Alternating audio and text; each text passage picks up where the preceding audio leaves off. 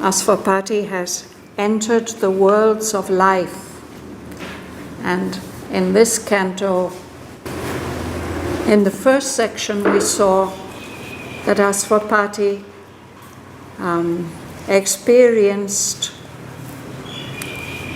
a subtle symbolic expression of life as we know it, full of contradictions and doubts and ups and downs, and even there's an enjoyment in extremes and passing from one thing to another.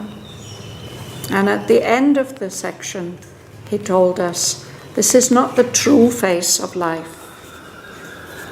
Life is a divine power, and beautiful lines. I should be able to remember them. I have a question. Is not true in the subtle physical? What? What you said? The thing about the subtle physical, he explained to us, is that it's all a matter of form, just like our world, and surfaces and appearances. It was out this morning I read in Savitri Bhavan talk with Purani, showing yourself the subtle physical not accept the truth. It doesn't accept. Alors I am very yes, right. Alors I understand. It was that. And he even says, it gives beautiful forms to dangerous powers. Yeah. Okay. And there, life is lazy. She's just enjoying this perfection of appearance. Yeah. But Asvapati can't be satisfied by that. No, he's left this world of forms, and that world of forms also, it may be very charming and delightful and appealing to the eyes and the senses, but his great spirit, he is looking for something much, much more. So now he's moved on to the worlds of life. And as I said, the first experience when he enters into this life realm, it's an expression of life as we know it, full of doubt and contradiction. But he says, life's moods are faces of the infinite. Beauty and happiness are her native right, and endless bliss is her eternal home. That is where life has come from. And in the next section, he tells us this now revealed its antique face of joy. Asvapati is able to see those worlds of griefless life, and we are a bit in the middle of that, of the description of this, of these worlds.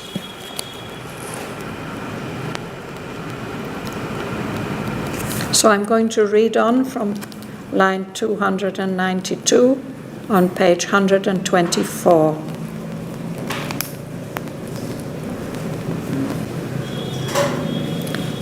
The Spirit's luminousness was bodied there. Life's contraries were lovers or natural friends, and her extremes keen edges of harmony. Indulgence with a tender purity came and nursed the God on her maternal breast. There none was weak, so falsehood could not live. Ignorance was a thin shade protecting light. Imagination, the free will of truth. Pleasure, a candidate for heaven's fire. The intellect was beauty's worshipper. Strength was the slave of calm spiritual law. Power laid its head upon the breasts of bliss.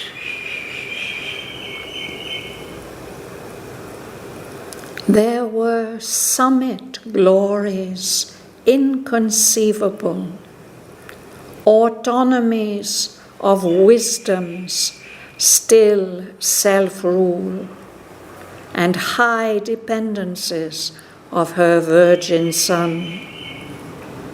Illumined theocracies of the seeing soul, throned in the power of the transcendence ray. A vision of grandeurs, a dream of magnitudes, in sun-bright kingdoms moved with regal gait.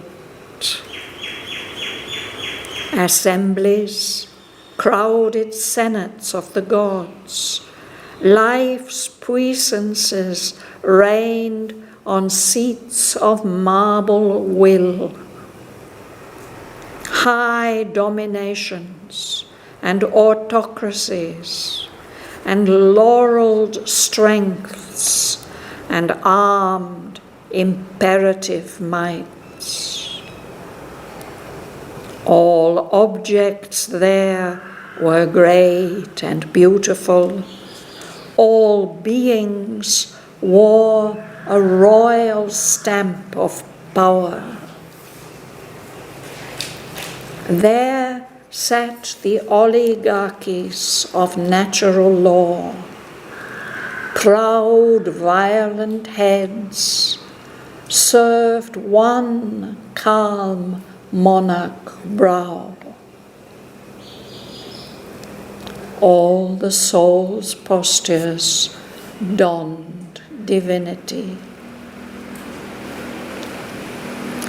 There met the ardent mutual intimacies of mastery's joy and the joy of servitude imposed by love on love's heart that obeys and love's body held beneath a rapturous yoke.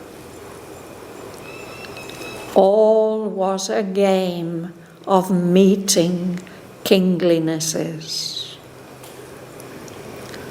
For worship lifts the worshipper's bowed strength, close to the God's pride and bliss his soul adores.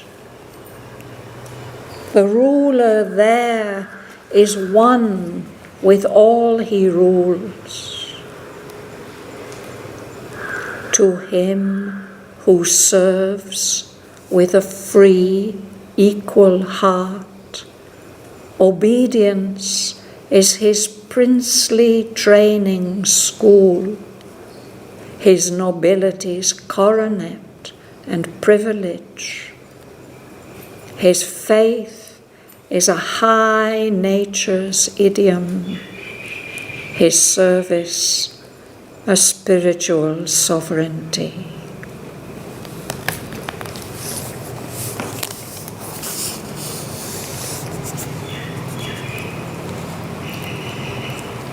Sri Aurobindo is describing to us some of these griefless worlds, not the very highest ones and not the lower ones, worlds lifted halfway to heaven, he says at the top of page 123. So Here he's describing one where joy was king, with love for minister.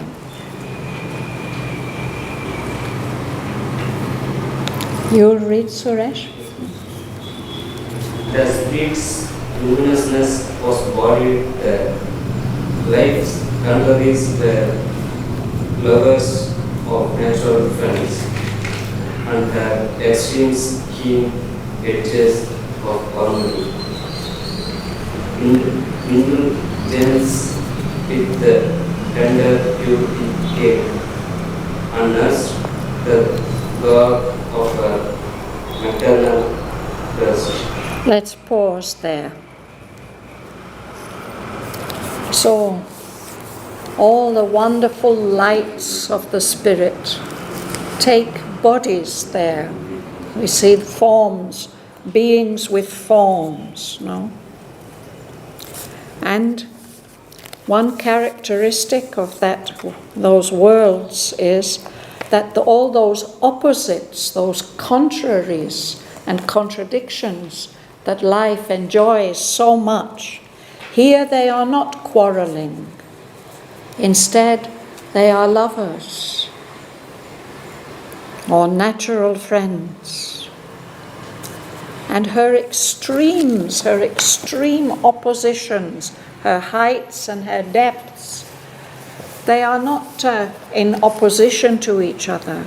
Instead, they are just giving like a keen edge, a well-sharpened knife to harmony. Sometimes we hear this in music, that there are notes which might seem to be discords, but if the composer knows really how to use them, those contrasting, almost discords, they make the harmony more intense, more keen, like a sharp knife. Can be very astonishing to listen to hear these keen edges of harmony. Then there's indulgence. In our ordinary world, indulgence is something we think we have to avoid. And we think of mothers who are too indulgent to their children. And we say, oh, they're spoiling their children. But here, this indulgence comes with a tender purity. And what she's nursing is the God, the inner divinity. Very gently and tenderly, she's nursing him. Is that where we stopped? Yeah. So next lines are very interesting, Alice. There none was weak, no falsehood. So false. So falsehood did not live. Ignorance was a thin shade protected in light.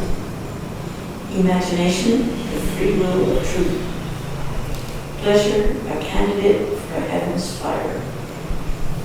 The intellect was beauty's worshipper. Strength was the slave of calm spiritual law. Power laid its head upon the breasts of bliss. So perhaps these are some of the oppositions of life, no? But the important thing is that in those worlds of griefless life, nobody was weak. So, he says, falsehood could not live. It's very interesting to think that falsehood and crookedness comes because of weakness and fear.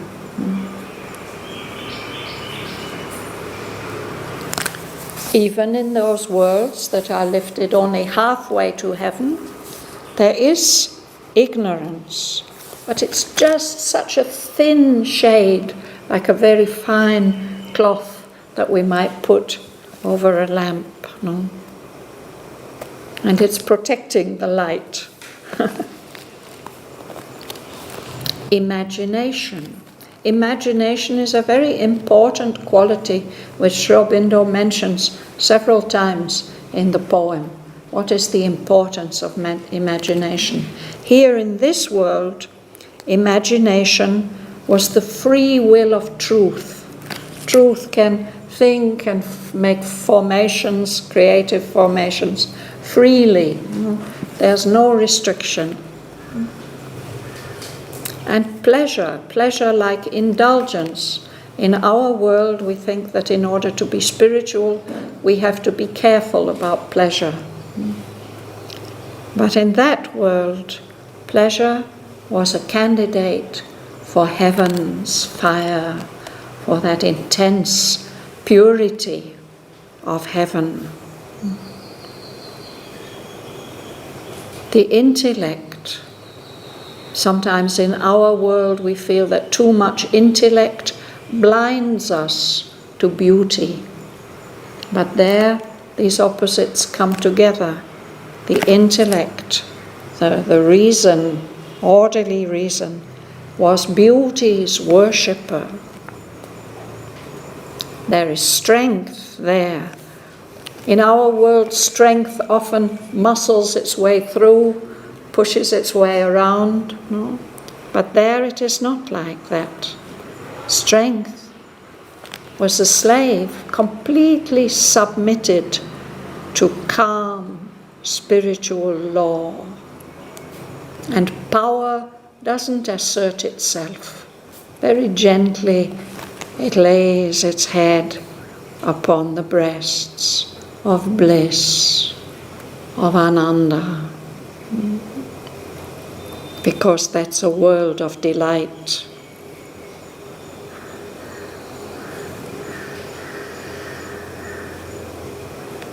Sebastian?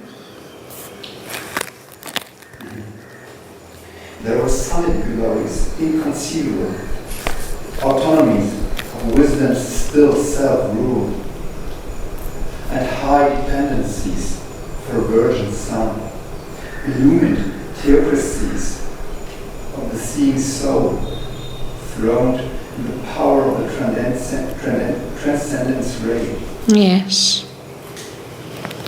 So we were reading about these worlds lifted halfway to heaven. Now Aswapati seems to be seeing even higher realms, summit glories, high peaks, inconceivable. We can't imagine them.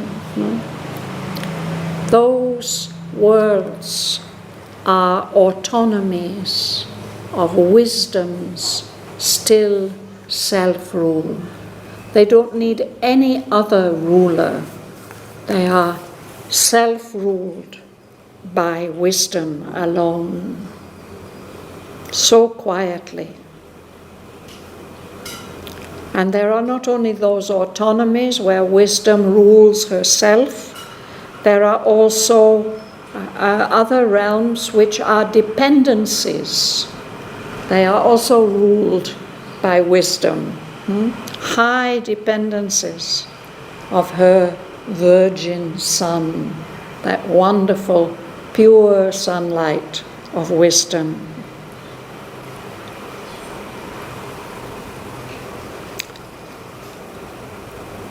There are also the autonomies and dependencies. These are kind of contrasting kinds of political organizations. Another kind of political organization, another kind of government is theocracy, where everything is, in principle, ruled by the divine, by God, a theocracy. So he sees illumined theocracies of the seeing soul. And there the beings seem to be throned in the power of the transcendence ray, the direct light of the eternal and infinite.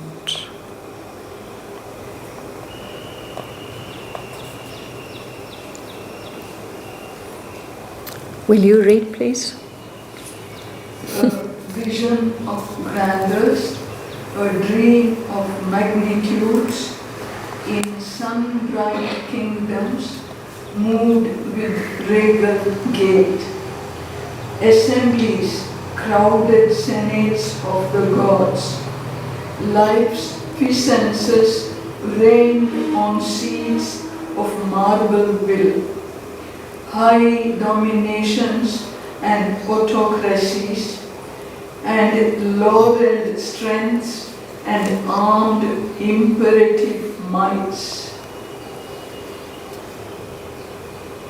I think you can read the next 2 lines. All objects there were great and beautiful. All beings wore a royal stamp of power. Yes. So that's apart from these theocracies, there are also these very majestic beings. He sees them, a vision of grandeurs, such noble beings, a dream of magnitudes, of greatnesses. And they are moving about like royal beings, moving in these sun-bright kingdoms, moved with regal gait. That's the way that a king moves. Regal, it's royal. Gait means?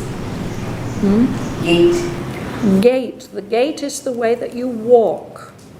So if you're a very noble and powerful royal person, you have a special dignified way of walking. Your gait, the way that you walk. So Asvapati sees these noble beings gathered together in assemblies. They come together, meetings, crowded senates of the gods. The senate, that was where all the Roman powerful people gathered. These are senates of the gods. In those crowded senates, the powers of life, life's puissances, reigned. They are governing those worlds, and they govern them. They are seated in ranks, hierarchical ranks, on these marble seats. Seats of marble will means they have wills that are powerful and pure like marble. High dominations. These are where there are masters, rulers. And then there are autocracies where people rule themselves. There are laureled strengths. Again, it makes us think about those Roman senates, where the senators, the powerful people, they wore wreaths made of laurel leaves. The right to wear that laurel leaf was given to people who had served the state in some special leading role. And then the warriors, the armed, imperative mights, they are so powerful, nobody can disagree with them or oppose them. So that is a certain kind of life world, a world of power and grandeur. So in that world, all objects were great and beautiful, and all the beings wore a royal stamp of power. It's not that some of the beings were powerful and others weren't. All of them had their own kind of dignity and power. And then what is the difference between autonomies and autocracies? Autonomy is self-power.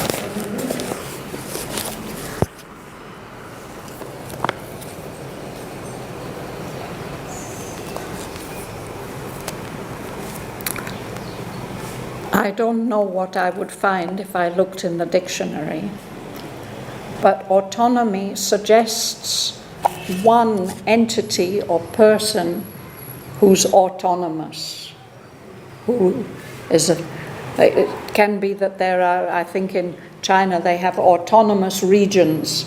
They're supposedly free to rule themselves.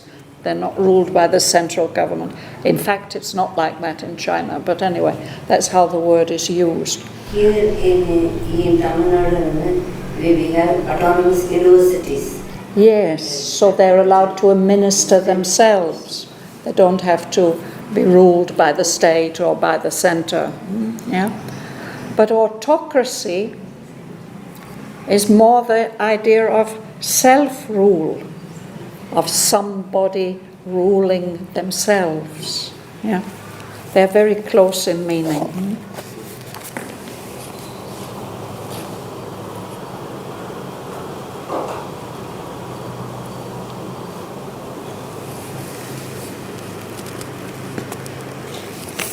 And then we find another political term. Amrita, would you read? They said the oligarchies of natural Rome, proud, violent as so one monarch Rome. All the souls lustrous, don't divinity. Yes, oligarchies. It means rule by the few. There are a few aristocrats, no? The oligarchies of natural law. And sometimes an oligarchy, out of the few, they will choose one to be their king. No? So these proud, violent heads of the oligarchs served one calm monarch brow, but probably they've chosen that one themselves. So in those worlds, all the soul's postures donned divinity. They're wearing divinity. That is their robe.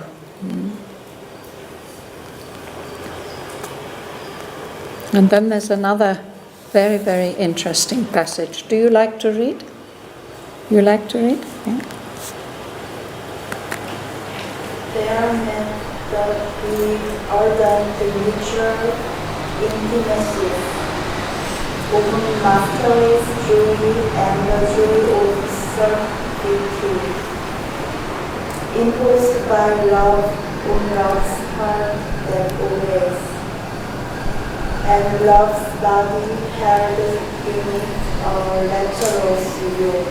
Yes, this is a theme which Sri Aurobindo explores, and not only in Savitri but some of his other poems also. This joy of lovers, the ardent, the burning mutual intimacies of one who is a master and those or the one who serves. They have a different kind of joy, and yet it is a mutual joy, of mastery's joy and the joy of servitude. The master and the servant love each other, and that relationship between them is imposed by love, on love's heart that obeys, and it may be even on love's body, which is held on by a rapturous yoke. It seems like a bondage, but in fact it is this ardent mutual intimacy.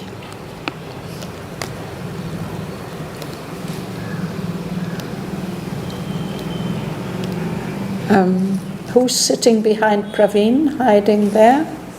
Slava. Would you read, please? Yeah. All was created for keeping innocence, for forcibly that worshippers bow to the God's pride and belief his souls adores. There is one with all his roles. To him who serves with a free, equal heart, obedience is his rightly lives school, his nobilities, commit and privilege, his fight is a high nature's ideal, his every spiritual story. Thank you. So this is some deep truth underlying the whole idea of aristocracy, of noble beings. No? It says it all was a game of meeting kinglinesses. They are all noble beings, and their interchange is like a game, a play. And the secret, the key to it, is that if we worship someone, if we look up to someone very much, even though we may bow our head and feel inferior, the fact that we worship his nobility lifts us up, lifts up the worshipper's bowed strength, and brings it very close to the pride and the bliss that his soul is worshipping and adoring.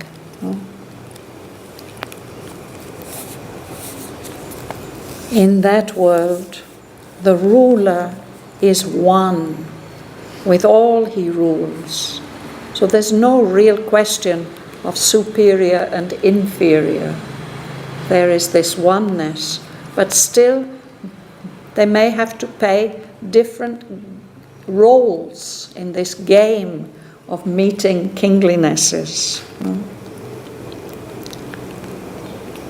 But to him who serves, if your role is to serve in this game, if you do your service with a free, equal heart, not resenting your position, happily serving because you know that you are free. To him who serves with a free, equal heart, this obedience, obeying, doing what you are told, is in fact a wonderful training school. And the princes, the young nobles, they are supposed to pass through that school of practicing obedience in order to learn how to rule. That obedience is even the mark and sign of his nobility. It's like a coronet. A coronet is not a crown. It's a prince will wear it. And it's his privilege, a sign of his nobility. His faith. Here I think his faith, it means like his loyalty. He is faithful, his faithfulness. It's like the idiom, like the language of a noble nature. And his service may seem to be working as a servant, but in fact it's a kind of spiritual sovereignty. He's a ruler over himself, and he's got that noble position.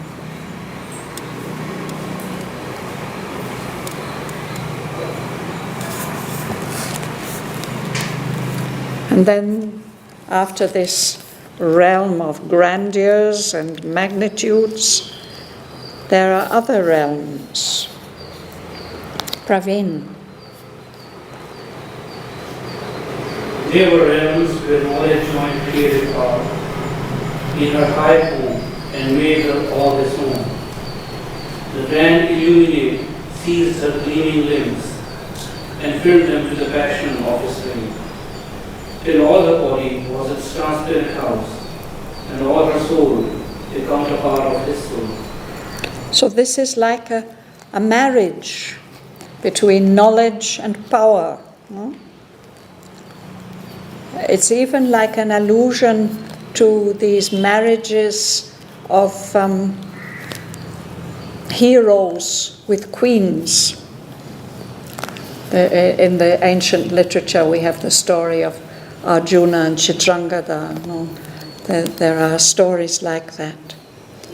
So knowledge, the power of knowledge, joins the creative power, the conscious force.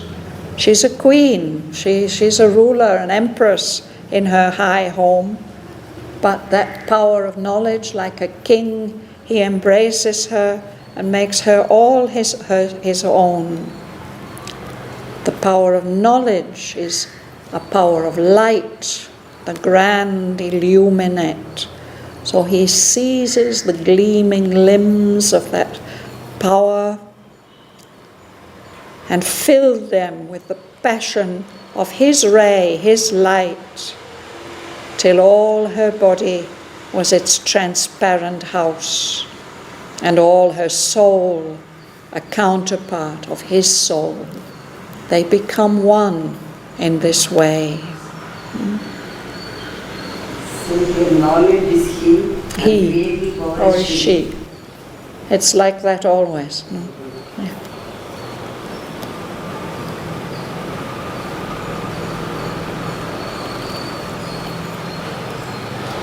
Joel. Apotheosized, transfigured by wisdom's touch, our days became a luminous sacrifice, an immortal moth in happy and endless fire. She burned in this sweet, intolerable blaze. Her captive life wedded her conqueror. It's a continuation of the same picture. Apotheosized, divinized, transfigured by the touch of wisdom. Her days, the days of this life power, became a luminous sacrifice, full of light. And Sri Aurobindo says it's like an immortal moth in happy and endless fire. It's the image of the moth who falls in love with the candle flame, you know, and it gets, of course, burned. But in this case, there's no destruction. There's no dying. It's an immortal moth, and she's delighted to be in that happy and endless fire, that intense feeling. She's burning in that sweet, intolerable blaze of the grand illuminate. So in a situation like this, it's as if the life power has become captive, she's been conquered, but she's happily marrying her conqueror. And what is the result of this marriage? That's what comes next, Gangalakshmi. In his wide sky she built the world anew. She gave to mind's calm pace the motor's speed, to thinking a need to live what the soul saw, to living an impetuous to know and see. So it's a kind of mutual interchange, no? In the wide sky of knowledge, power builds her world in a new way. But she contributes something to this union also, to that calm pace of mind, of knowledge. She gives speed to thinking and need to live what the soul saw. It's a very important contribution to living an impetus, a push, a drive to know, to gain knowledge, and to see things correctly.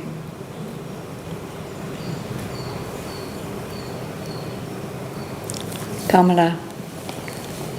His Canto crafts her allusions to him.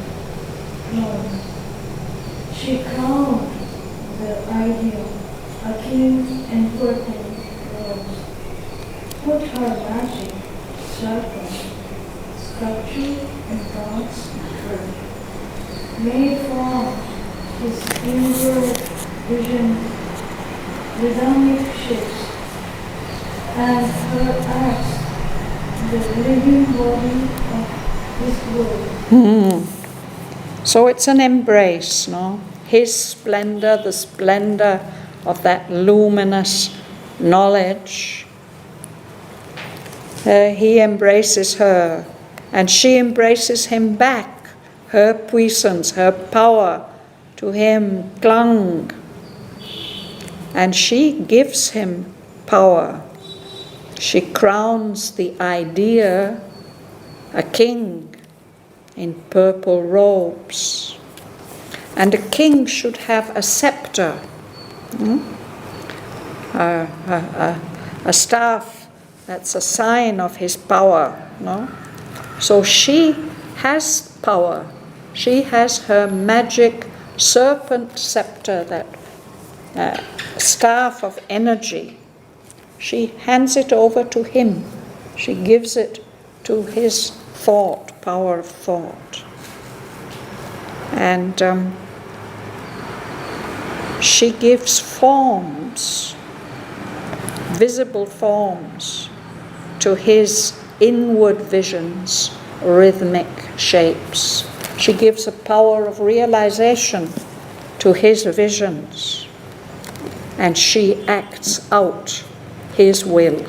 She makes her actions the living body of his will. So when knowledge and power meet, that's something very powerful. That continues this description, Bhavana. A flaming thunder, a created flash, his bitter light flowed on the deathless force. A centaur's mighty gallop bore the god. Life thrown with mind, a double majesty. Yes. So what is the picture? A flaming thunder, a creator flash. His victor light, his victorious light is riding on her force, the life force, which is imaged as a horse, no? But a deathless horse. And when these two powers meet, the power of knowledge, of thought, and of powerful vitality, creative force, the centaur is the image of that.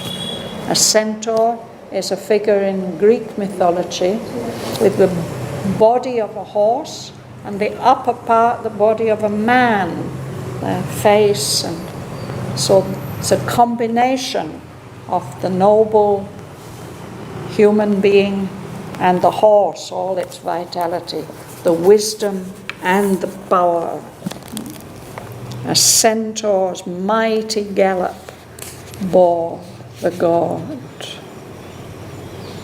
Life throned with mind, a double majesty.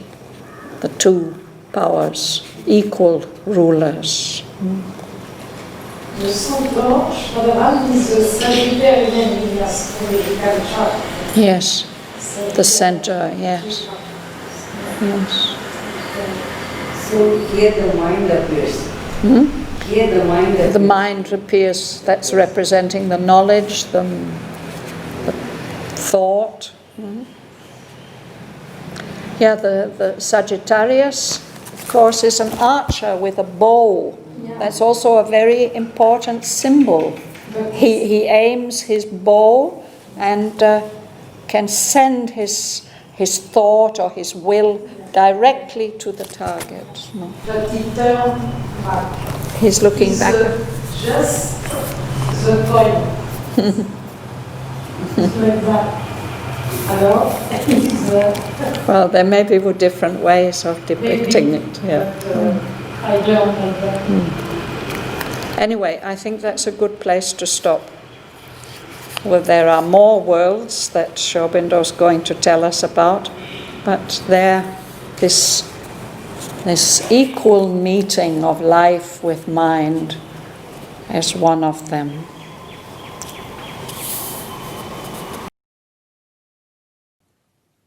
The Spirit's luminousness was bodied there. Life's contraries were lovers or natural friends, and her extremes keen edges of harmony. Indulgence with a tender purity came and nursed the god on her maternal breast. There none was weak, so falsehood could not live. Ignorance was a thin shade protecting light. Imagination the free will of truth. Pleasure a candidate for heaven's fire. The intellect was beauty's worshipper. Strength was the slave of calm spiritual law. Power laid its head upon the breasts of bliss. There were summit glories inconceivable, autonomies of wisdom's still self-rule, and high dependencies of her virgin Son, illumined theocracies of the seeing soul, throned in the power of the Transcendent's ray. A vision of grandeurs, a dream of magnitudes, in sun-bright kingdoms moved with regal gait. Assemblies, crowded senates of the gods, life's puissances reigned on seats of marble will. High dominations and autocracies and laureled strengths and armed imperative mights. All objects there were great and beautiful. All beings wore a royal stamp of power. There sat the oligarchies of natural law. Proud, violent heads served one calm monarch brow. All the soul's postures donned divinity.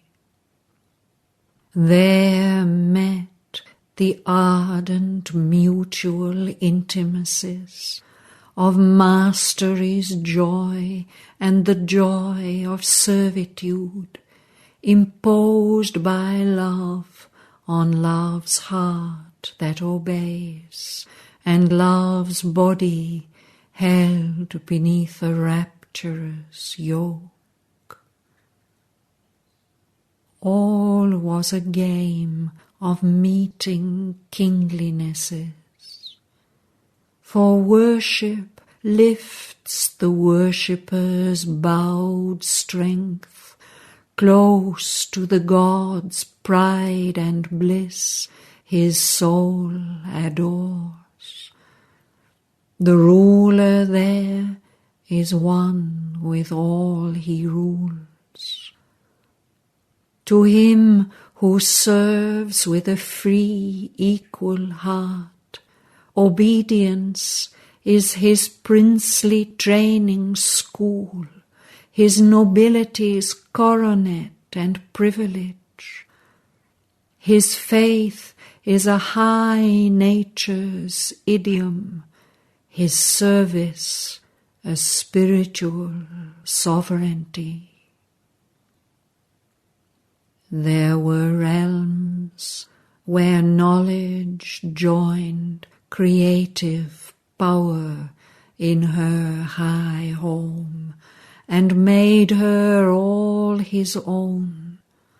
The grand illuminate seized her gleaming limbs and filled them with the passion of his ray, till all her body was its transparent house, and all her soul a counterpart of his soul.